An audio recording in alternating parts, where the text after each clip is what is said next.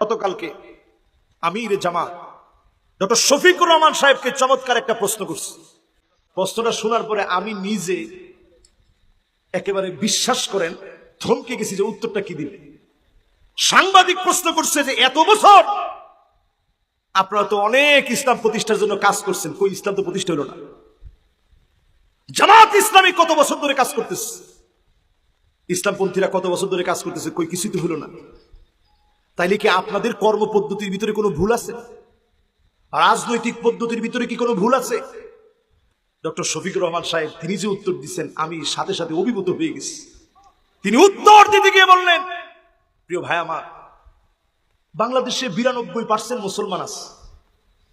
এই 92% মুসলমানের দেশে লক্ষ লক্ষ মসজিদ থেকে মুয়াজ্জিন যখন আযান দিচ্ছে, হাইয়া আলাস সালাহ হাইয়া আলাল ফালাহ বলে যখন ডাকতেছে, নামাজের দিকে আসেন, ফালাহের দিকে আসেন, কল্যাণের দিকে আসেন বলে যখন ডাকতেছে, মুয়াজ্জিনের আযানের ভিতরে কি কোনো ভুল আছে? মুয়াজ্জিনের আযানের ভিতরে কোনো ভুল নেই, মুয়াজ্জিনের ডাকার পদ্ধতির ভিতরে কোনো ভুল নাই।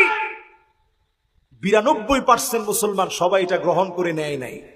ঠিক তদ্রুপ ইসলাম প্রতিষ্ঠার জন্য যারা ডাকছে তাদের ডাকের ভিতরে কোনো ভুল নাই। যারা দূরে আছে বরং তাদের কারণে জমিনের দিন কায়েম হয় নাই। ঠিক না?